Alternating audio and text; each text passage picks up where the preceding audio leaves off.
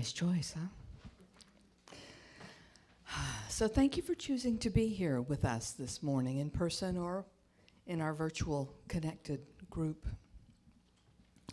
This is the month where we talk about the basic practices or the basic teachings of the science of mind philosophy. Last week I planned to talk about affirmations, but you know how it happens. I ended up talking about intuition instead. And this week I planned to talk about creating effective spiritual mind treatments. But when it came time to start working on the talk, affirmations is what wanted to be talked about.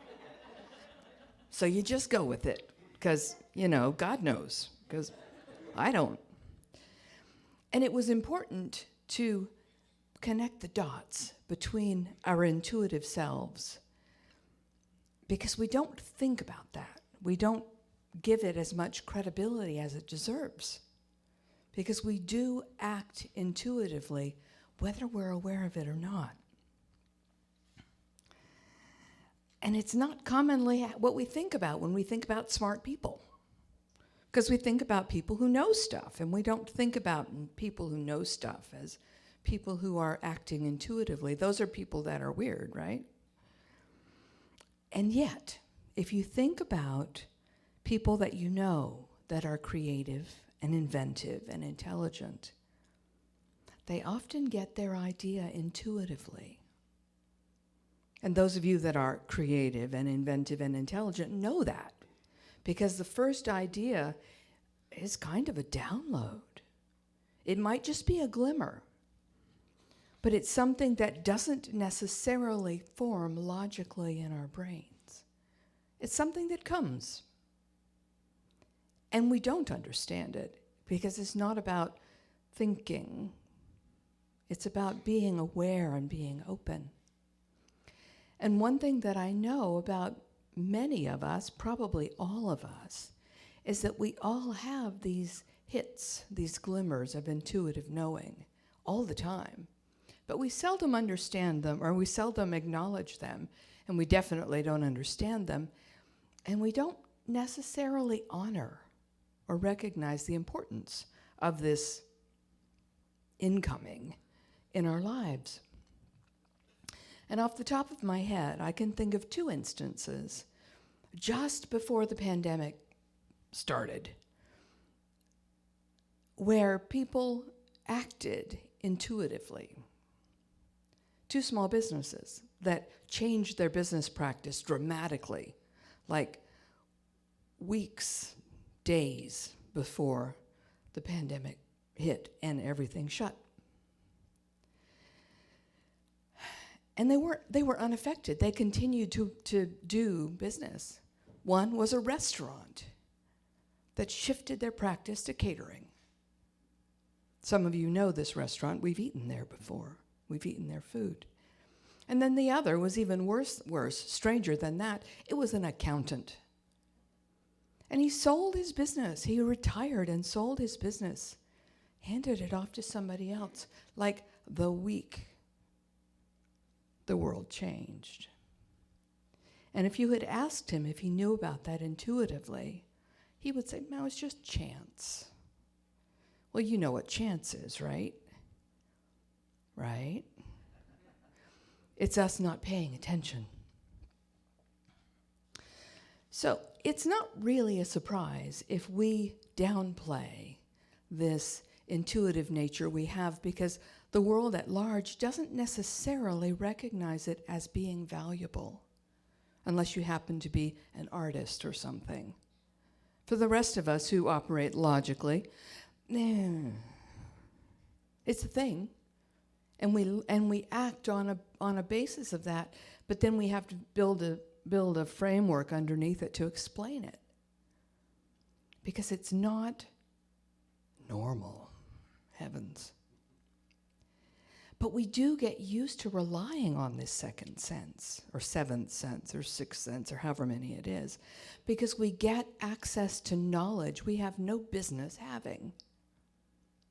And that awareness works to our benefit, because it gives us a look into where we can go. One of my favorite stories about Ben Franklin, you know, the inventor from way back when, he would be troubled by a problem and he wouldn't know what to do about it. It wasn't working. And he'd sort of sit in his rocking chair and he'd have a bucket next to the chair and he'd have a rock in his hand.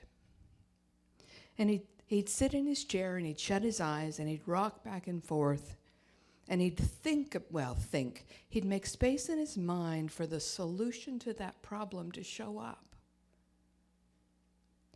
And just about as he was ready to fall asleep, of course his hand would relax and the rock would drop out of his hand in the bucket and wake him up.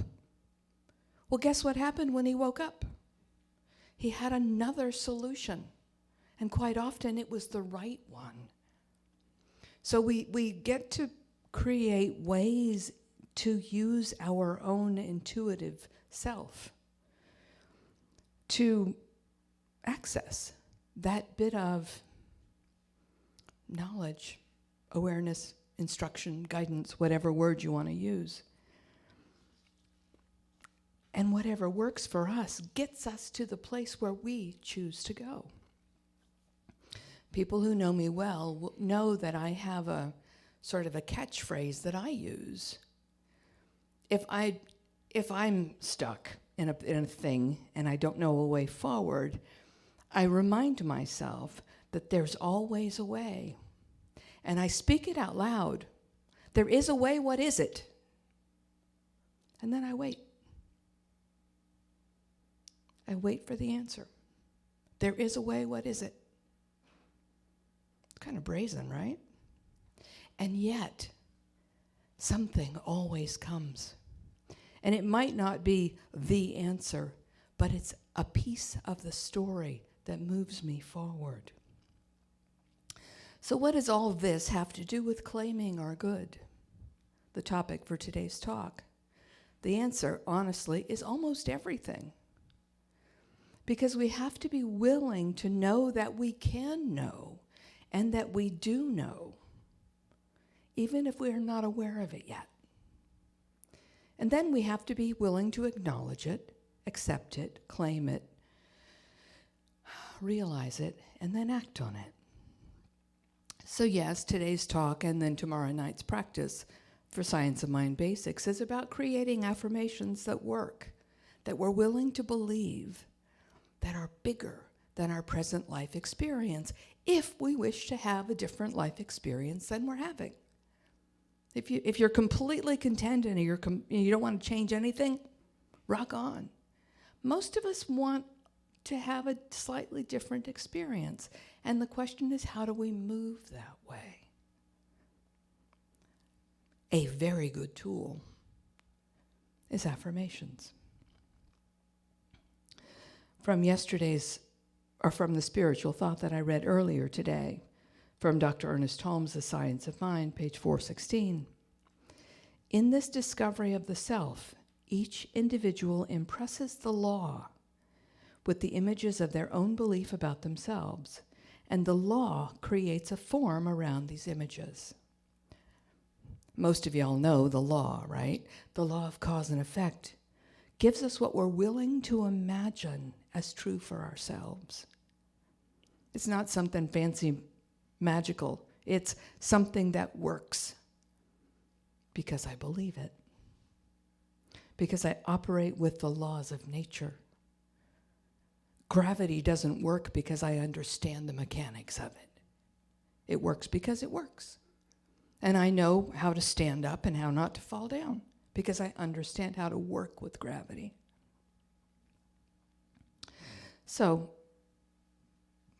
from The Science of Mind, page 37, Dr. Holmes wrote, "The thing, God, works for us by working through us, and is us always.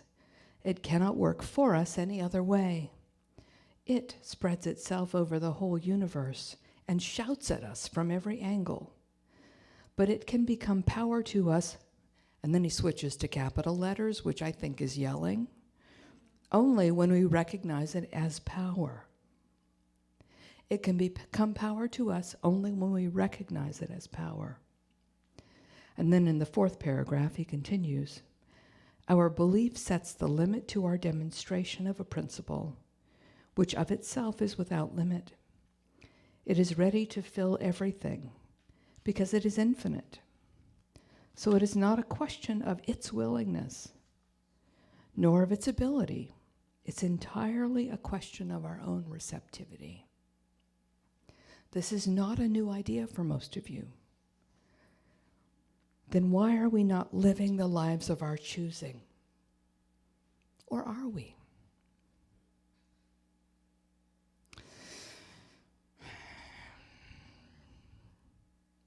We either don't want to, or we don't want to be that responsible for ourselves, or we don't think we can. We don't think we have permission. Because somebody once upon a time told us that we weren't allowed to. And we believed them, mostly because we were little and they were big. And that's really harsh. And it's also not true. The great news is that we're always free to change our minds, to think differently, to embrace a larger reality. And if you want to practice your affirmations, you can join us in class tomorrow night. Or work on them yourself because you know how. I keep thinking about Apostle Paul writing to the church in Corinth in the Christian New Testament. When I was a child, I thought as a child. I talked as a child. I reasoned as a child. When I became an adult, I put the ways of childhood behind me. It's lovely to be a child when there are grown-ups to handle stuff. And some of us didn't have very good adults who didn't do a very good job of handling the hard stuff. So we had to learn to be our own adults, really, before we were ready. So the question is, how do we grow into or accept or honor or live into this adult of God that we all are already? Man, that's a lot. Because it's so much easier to have somebody tell you how to live, right? Unless you don't like what they're saying. How do we learn to be our own adult of God?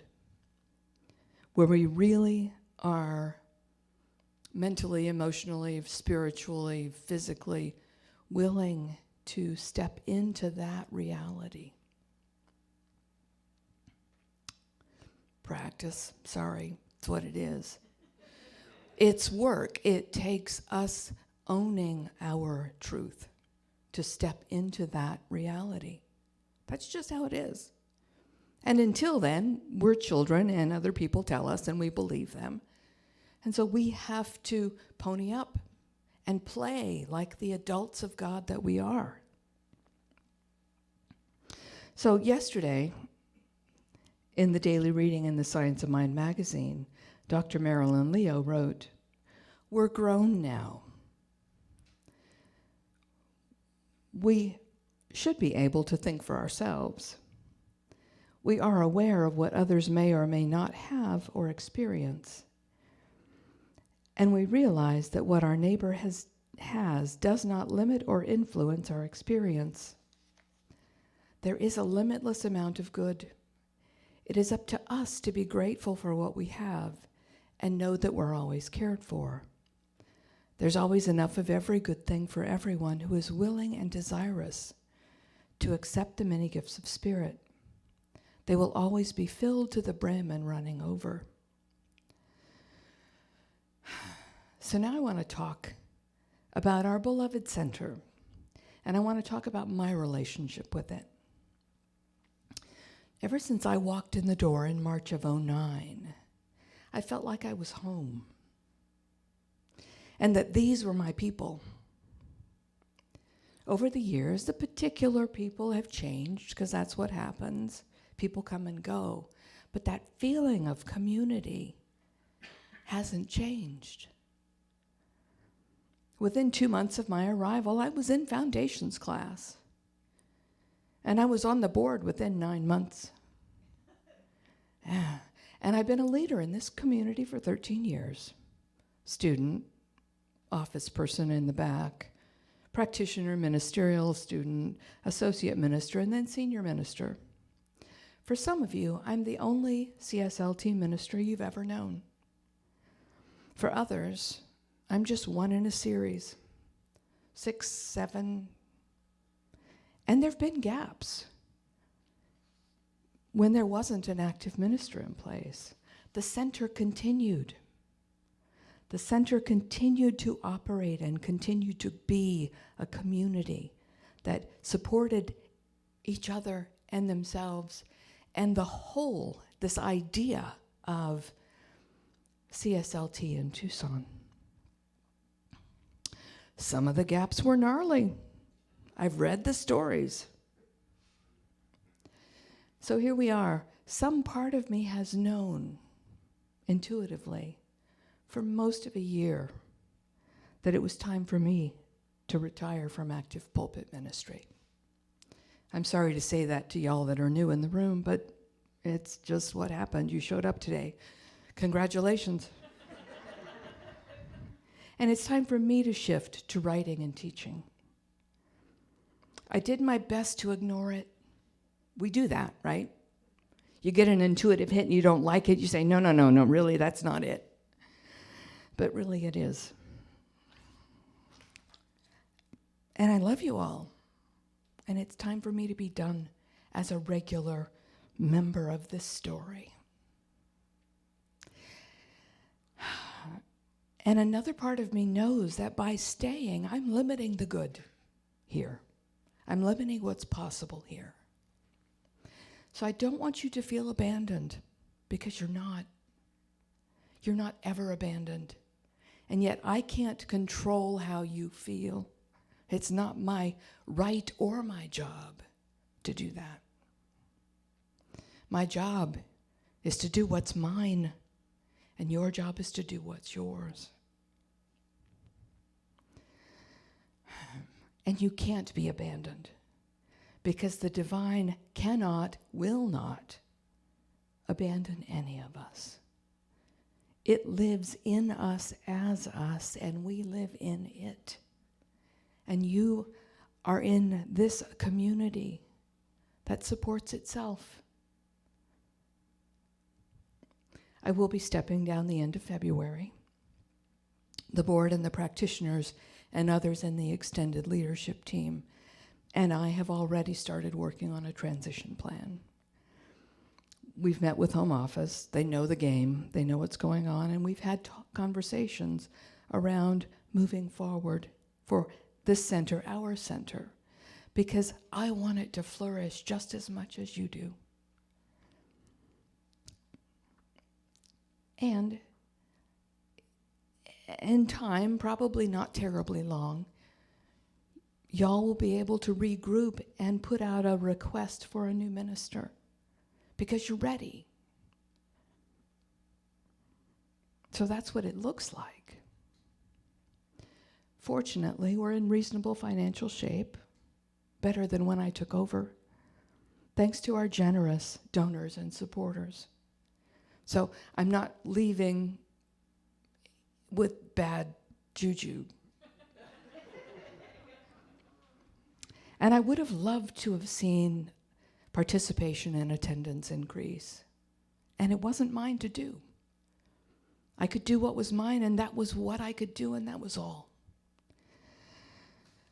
So I've arranged for guest speakers for our in-person services for March and April. Some of them you'll recognize, you've seen them before, or you know them, and some will be new. And then Sharon has already agreed to take over the task of arranging speakers after that. This is your community as much as it has been mine. And I'd love to believe in my heart of hearts, in fact, I claim that you will continue to find value here. You will continue to value being part of this community and supporting it with your time, your talent, and your treasures. When Maria was doing the host announcements, I was glad she left this one for me. There are 2 book studies starting in February. One of them is with Ethel Lee Miller on Brene Brown's Braving the Wilderness, which is a fabulous book. And the other one is with practitioner Maria Schuchart on Ernest Holmes' New Design for Living. Both are book studies. Expanded course descriptions for both of them are in the newsletter. I trust you will take advantage, because these opportunities are about connection as much as they are about learning about yourself and about what's possible. And it's also Maria's first chance. So she's a little bit weirded out about it. And she'll be great. She'll be great. So I'll be doing conversations over the next couple Sundays after services for anybody who needs to talk. I'll start next Sunday with our Zoom people. And I know in the in-person group next week, y'all are going to bashes and you'll talk, and that's great. And I'll catch up with the in-person people the next week. And if we have to keep talking, if we need to keep talking after that into February, I'm willing and able to do that. So I want to close with a quote from Marianne Williamson that has chased me for years. And I finally made peace with it, which is kind of exciting. You'll recognize it, I know. Our deepest fear is not that we are inadequate. Our deepest fear is that we are powerful beyond measure. It is our light, not our darkness, that most frightens us. We ask ourselves, who am I to be brilliant, gorgeous, talented, and fabulous? Actually, who are you not to be? You are a child of God. We change that. You are an adult of God. Your playing small does not serve the world. There's nothing enlightened about shrinking so that other people won't feel insecure around you. We are all meant to shine as children do. We are born to make manifest the glory of God that is within us. It's not just in some of us, it's in everyone. And as we let our own light shine, we unconsciously give other people permission to do the same. As we are liberated from our own fear, our presence automatically liberates others. And then a little piece by Rumi, which you also know. The breeze at dawn has secrets to tell you. Don't go back to sleep. You must ask for what you really want. Don't go back to sleep. People are going back and forth across the door sill where the 2 worlds touch. The door is round and open. Don't go back to sleep.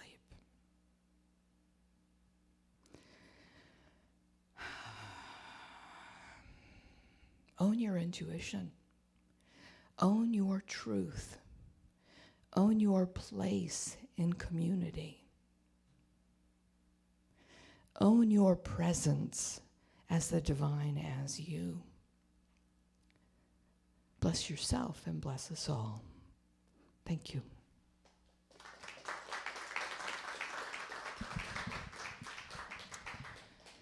So now it's time for me to do the community prayer.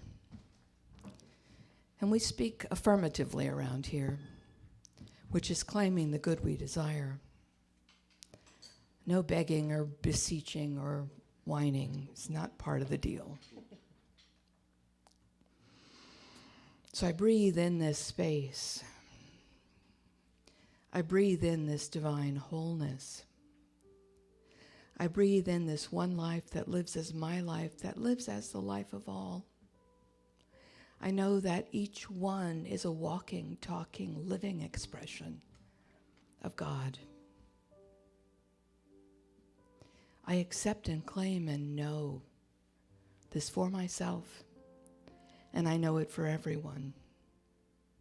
I know each one lives, moves, and has their being as love and joy and peace and harmony, goodness and order. And I know that every single person also can express more of these qualities. All beings are on a trajectory to greater good, to a greater experience of life, to a greater experience of joy, to a greater experience of whatever their particular abundant good happens to be.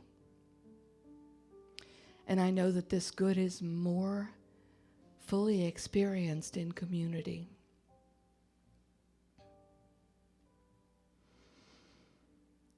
And so I bless this community. I know its wholeness. I know its vitality and vibrancy. I know that it serves the great goodness. And I know that the beloveds gathered in this space and time, and in the space and time to come, bring more light and life to the world. Celebrating this knowledge, celebrating this awareness, this intuitive knowing. I relax, allow, and let it be. And so it is.